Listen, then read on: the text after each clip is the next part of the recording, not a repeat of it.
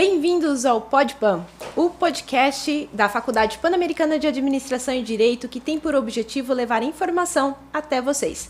Eu sou Ana Cristina Baruffi, sou coordenadora do curso de Direito da Faculdade Pan-Americana de Administração e Direito. Estou aqui hoje com o professor Pascoal Muselli, aqui para falar com vocês sobre o tema Direito e Cidadania. O professor Pascoal Muselli, ele é mestre em Direito Político e Econômico pela Universidade Presbiteriana Mackenzie, exerce advocacia desde 1993, é procurador jurídico pertencente ao quadro efetivo da Câmara Municipal de Cascavel, está licenciado, e é assessor consultor jurídico parlamentar na Assembleia Legislativa do Estado do Paraná. E é o nosso professor da Casa de História do Direito e Ciência Política e Teoria da Constituição e Direitos Fundamentais. Professor, muito obrigada por estar presente para falar com a gente sobre esse tema Direito e Cidadania. Olha, sempre uma honra da minha parte receber uma pessoa tão especial como a professora Ana Cristina Baruffi, né? Nosso paradigma intelectual, não é? Linda, muito obrigada, professor. E saber que a nossa instituição, a FAPAD, tem se tornado uma entidade de ponta no que diz respeito à qualidade do ensino, né? E nós conseguimos de maneira muito clara e muito objetiva, através dos nossos instrumentos próprios de comunicação, como, por exemplo, o PodPan, né? Trazer uma visão holística do que vem a ser conhecimento, não só dentro do ramo da ciência jurídica, como também nos ramos, como, por exemplo, a ciência política, dentro do conceito de cidadania, o que faz com que todo mundo ganhe e os nossos alunos façam a diferença no mercado. Com certeza, professor. E falando já de cidadania, esse é um termo muito complexo, principalmente agora, e também muito falado, principalmente agora na época de eleição. Afinal de contas, o que é cidadania? Tá, professor, o que é cidadania? Parece algo muito complicado, na verdade é algo muito simples, né? É simplesmente o conjunto de valores que envolve direitos e deveres a qual um cidadão, segundo uma regra da Constituição, tem que cumprir. Então a gente poderia dizer que cidadania é a expressão máxima do direito. Poderia ser? Sim, principalmente depois da Constituição de 88. Porque até então nós tínhamos uma tradição jurídica em que nós tínhamos o princípio da soberania nacional, onde as pessoas achavam que o Estado tinha que entregar tudo para você. Hoje não, nós estamos diante de um sistema de soberania popular, em que foram outorgados direitos à população, aos cidadãos, e eles, por conta de per si, é que vão atrás das suas garantias. Então é direcionado a todos. É direcionado a todos. E houve uma constitucionalização de certas garantias que eram do direito civil, por exemplo, a constitucionalização do direito civil no texto constitucional, para poder fortalecer o cidadão enquanto indivíduo na proteção de seus próprios direitos diante às vezes, né, dos abusos estatais. Lendo a Constituição, eles vão perceber que a palavra direito ela sempre vai estar acompanhada de uma outra palavrinha, direito político, direito social, direito civil. Qual que é a diferença entre cada um desses direitos? Olha, nós podemos dizer que, observando o contexto constitucional que nós temos hoje no nosso país, num regime democrático, ao qual nós somos apenas uma criança, estamos engatinhando no conhecimento do que vem a ser a força de uma democracia, nós podemos dizer que, dividindo, né, as questões, por exemplo, o direito político ele envolve as garantias políticas de direito de votar e ser votado, né? Nós temos aí, então, por exemplo, o artigo 14 e seguintes da Constituição Federal, que vai garantir ali o sistema ao qual a população, no sistema de cidadania, pode participar do processo, não só de escolha dos seus governantes, com alternação de poder, como também ela pode participar do processo de elaboração de leis, através de leis de iniciativa popular, e quais são os meios e os freios e contrapesos que impedem que tiranias sejam instaladas no país. Exatamente. Quando a gente fala ainda dentro desse conceito de cidadania, os direitos humanos seriam uma forma de garantir? Sim, direitos humanos é a plenitude de tudo, né? Na verdade, a essência constitucional, ela foi criada exatamente para garantir uma certa dignidade ao ser humano que permita a ele ser feliz. Desde os primórdios da humanidade, o ser humano busca, através dos seus governos, o bem comum. E a Constituição é um instrumento jurídico que dá as armas necessárias para que em boas escolhas no processo eleitoral, nós consigamos um teor melhor de felicidade para todos nós.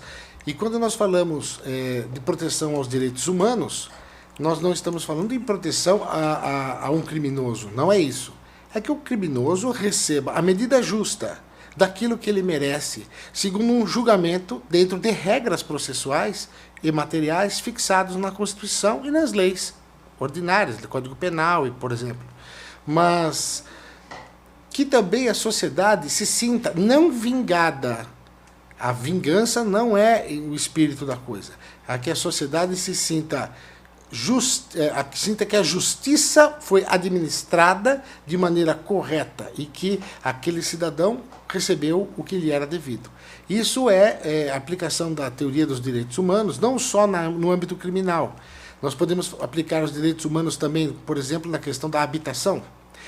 Falta muita habitação, muita gente não tem casa. As pessoas não podem viver a vida inteira à mercê de gastar o seu salário inteiro, às vezes, em pagamento de aluguéis, ou num projeto Minha Casa Minha Dívida.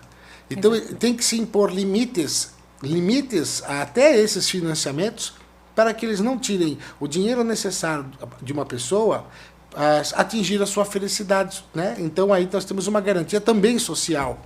Os direitos humanos estão também dentro das relações de trabalho, para que não haja relações de trabalho, por exemplo, que levem um empregado a uma condição de escravidão ou semi-escravidão. Os direitos humanos também estão dentro do sistema de administração de um país, onde o país não pode se afastar de regras internacionais e começar a admitir, por exemplo, o racismo, começar a admitir o totalitarismo, e outras tantas teorias sectárias que no passado se aproximaram do fascismo e do nazismo e que prejudicaram tanto outras nações. Nós somos abençoados. Nós sempre tivemos, no nosso sentido próprio, como brasileiros, por força da miscigenação que é composta a sociedade brasileira, nós sempre tivemos muito respeito. Respeito entre classes, respeito entre etnias. E, em decorrência de tudo isso, nós apenas assistimos outros povos em derrocada por terem sido ou permitido atividades políticas sectárias e radicais. Nós não, nós estamos há muito tempo sem guerras nesse país, sim, sinal que esse país funciona. Exatamente, ainda que engatinhando, mas estamos funcionando. Ainda dentro dessa ideia dos direitos humanos, muito se fala sobre a Declaração Universal dos Direitos Humanos. Quais seriam os direitos primordiais que a gente encontra nesse documento da ONU? Veja bem, em 1948, no período do pós-guerra, houve um momento de caça às bruxas do ponto de vista militar. Houve o restabelecimento de uma nova ordem pós-guerra, em que surgiu um pensamento de que nunca mais nós deveríamos permitir que houvesse na humanidade governos e esses governos fossem totalitários e que levassem novamente ao nazismo e ao fascismo, o nazifascismo. Então, as garantias estabelecidas na Declaração dos Direitos do Homem da ONU de 1948, elas se iniciam exatamente na proteção desses povos, dessas etnias, na garantia da vida, na garantia de que pessoas não sejam submetidas à degradação dos direitos humanos. Então começa por aí o pensamento, sempre na amplitude máxima da proteção da vida e da proteção da sociedade por meio dos meios necessários de garantia da dignidade da pessoa humana. E nesse assunto sobre dignidade da pessoa humana, a miséria e a fome, a gente não pode deixar de negar que é, sim, um impeditivo à dignidade, né? Não existe cidadania com fome. São termos opostos. Uhum.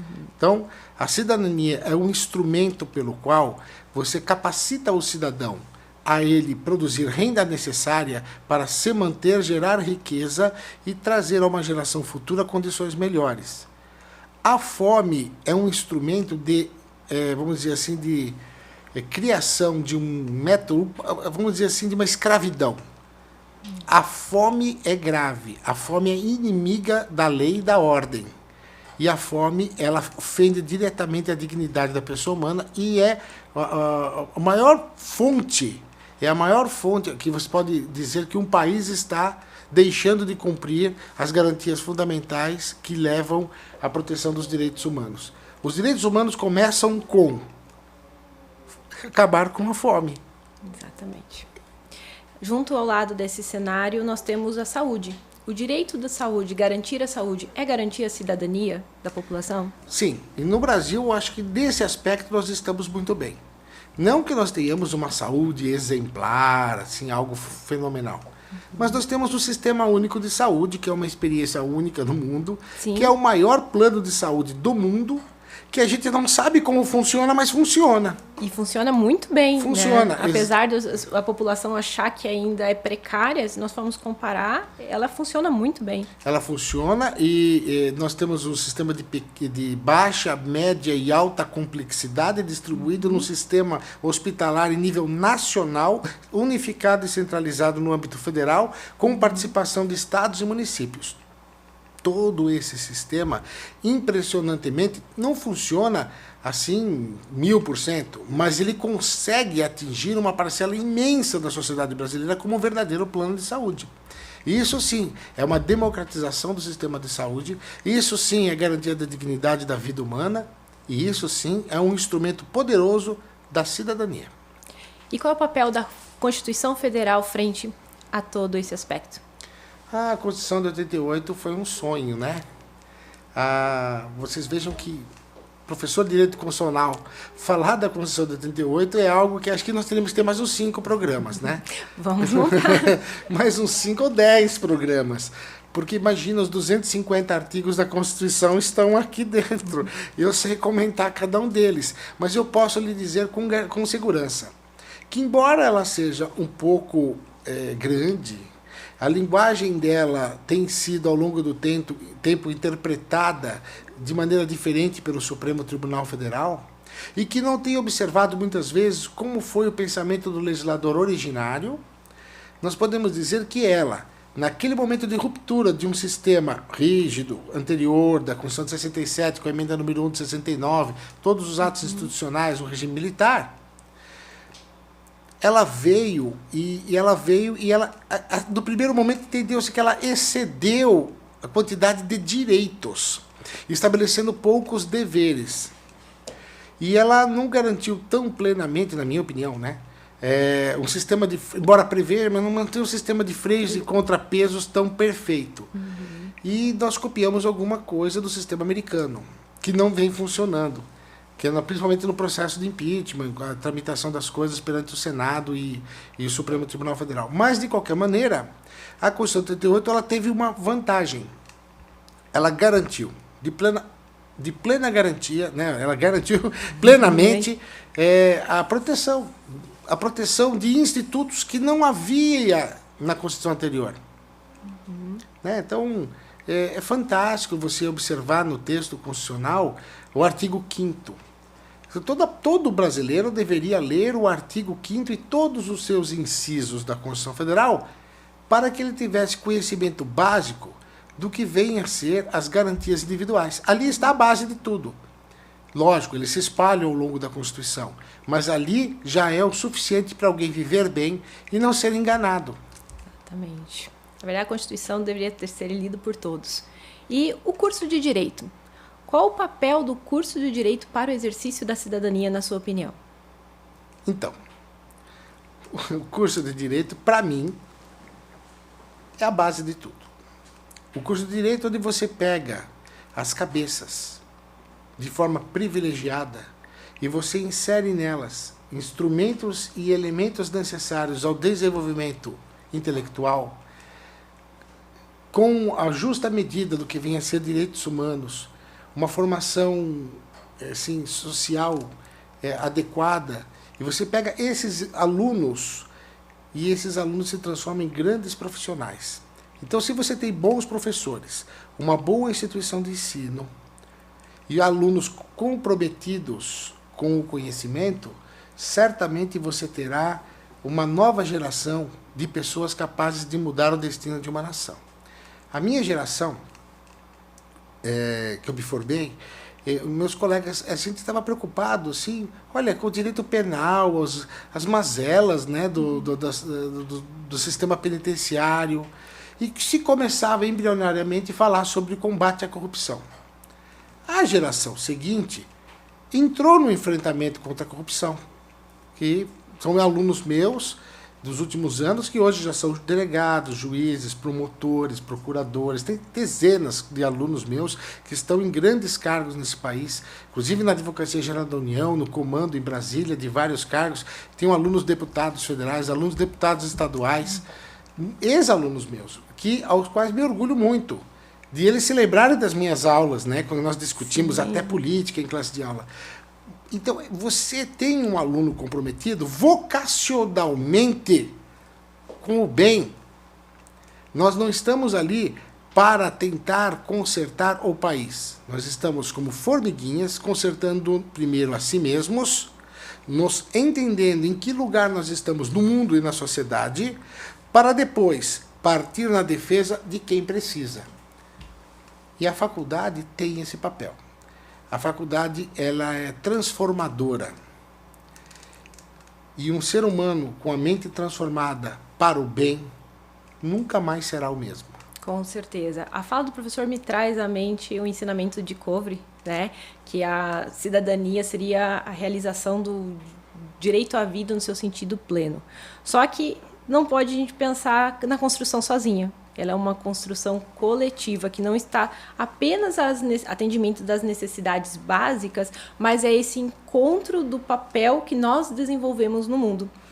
O professor trouxe uma noção muito importante e algo que nós precisamos realizar no nosso dia a dia, que é a educação para a cidadania. Esse processo do educação para a cidadania é um longo processo, é um processo de autonomia, de responsabilidade social, focado também com um pensamento crítico. Professor Pascoal, muito obrigada pela sua presença aqui no PodPan. Ao pessoal de casa, meu muito obrigado também. Aproveite, se inscreve no canal, siga-nos nas redes sociais, @Faculdade Pan-Americana, e acompanhe os próximos podcasts PodPan. Vejo vocês em breve.